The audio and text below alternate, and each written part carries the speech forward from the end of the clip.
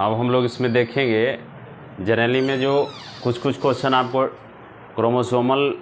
Chromosome पे आएगा इसमें क्वेश्चन, क्योंकि आपका जो G1 phase, G2 phase, S phase, इस सारे में क्वेश्चन जो पूछा जाता है उसमें से क्रोमोजोम का अमाउंट में भी पूछा जाता है क्वेश्चन। देखिए क्रोमोजोम या क्रोमोटिड हो, ये दोनों में क्वेश्चन पूछा जाएगा, वो जवाब एक ही होगा।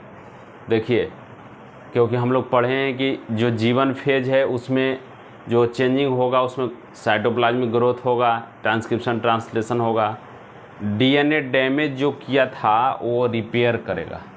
ये भी बात को भी याद रखना है कि जो DNA डैमेजिंग होगा उसको रिपेयरिंग भी होगा, वो G1 फेज में होगा। एक नया बात, तो इस बात को याद रखना है इसमें कि DNA जो डैमेजिंग हो गया उसका भी रिपेयरिंग होगा। और इस बात को मेरा यहाँ पे फोकस करने का ये मैटर था कि जो G1 फेज है उसमें अमाउंट ऑफ DNA 2C रहेगा, लेकिन जब S फेज में जाएगा तो 4C में कन्वर्ट हो जाएगा, और जब वो G2 में जाएगा तो भी कांस्टेंट रहेगा। इसलिए जो S फेज है और G2 फेज है इसमें अमाउंट ऑफ DNA कांस्टेंट रहता है, जबकि जब M फेज में आइएगा तो डिक्रीज कर जाएगा, 4C से 2C में चला जाता है। इसलिए इस बात को भी याद रखना है कि किस कंडीशन में हमारा जो अमाउंट ऑफ DNA है, अमाउंट ऑफ क्रोमेटिड है, उसमें कांस्टेंट रहेगा, किस में इंक्रीजमेंट करता है। क्योंकि G1 फेज में हमारा 2C रहेगा, जबकि S फेज में 4C हो जाएगा, और G2 फेज में कांस्टेंट रहेगा, क्योंकि आप देख रहे हैं 4C। लेकिन जो डिक्रीजमेंट होता है वो M फेज में होता है, जहाँ पे क्रोमोजोम 4C से होकर 2C में चला जाता है। इसलिए अमाउंट ऑफ DNA को भी हम लोग को याद रखना है कि किस कंडीशन में अमाउंट ऑफ DNA हमारा डबल होता है, किस में कांस्टेंट रहेगा और किस में डिक्रीजमेंट होता है, किस में इंक्रीजमेंट होता है, किस में कांस्टेंट रहता है, किस में डिक्रीजमेंट होता है। इस बात को भी हम लोग देखेंगे। तो देख रहे हैं अमाउंट ऑफ DNA के लिए, क्योंकि आप जानते हैं कि जब DNA रिप्लिकेशन होगा, जो G1 फेज होगा उसमें हमारा साइटोप्लाज्मिक ग्रोथ होगा, ट्रांसक्रिप्शन ट्रांसलेशन होगा, उस कंडीशन में अमाउंट ऑफ DNA हमारा 2C होगा। जबकि S फेज में होगा वहाँ DNA रिप्लिकेशन होगा, हिस्टोन प्रोटीन डबल होगा, क्रोमोजोम यूक्रोमेटिन में बदलेगा, और वहाँ पे 2C से 4C में कन्वर्ट हो जाएगा क्रोमोसोम हमारा। G2 फेज में आएंगे, ट्यूबलिन प्रोटीन सिंथेसिस होता है, माइटोकॉन्ड्रिया प्लास्टिड डबल होता है, ट्रांसक्रिप्शन ट्रांसलेशन होता है।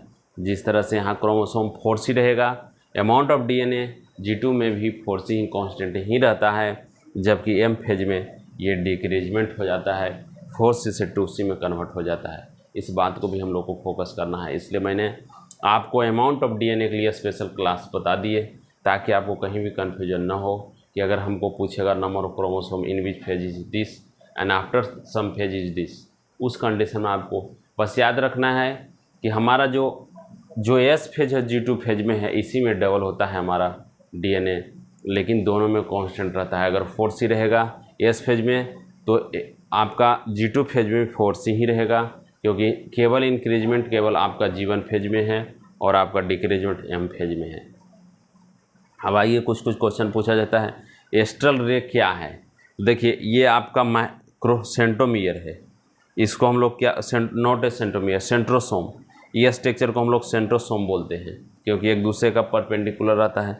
और ये जो स्ट्रक्चर को देख रहे हैं चारों तरफ, इसको माइक्रोट्यूब्यूल्स बोलते हैं। लेकिन ऐसा जब स्ट्रक्चर बनता है उसको हम लोग एस्ट्रल रे बोलते हैं।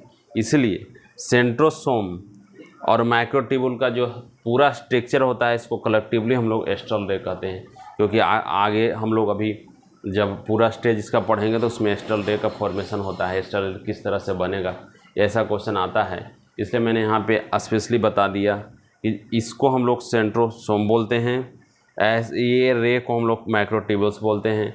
ये पूरे ऐसा स्ट्रक्चर जब फॉर्मेशन करता है तो उसको हम लोग एस्ट्रल रे बोलते हैं, क्योंकि एस्ट्रल रे का आगे बहुत सारा क्वेश्चन पूछा जाएगा। इसलिए मैंने यहाँ पे बता दिया कि एस्ट्रल रे आखिर में क्या होता है।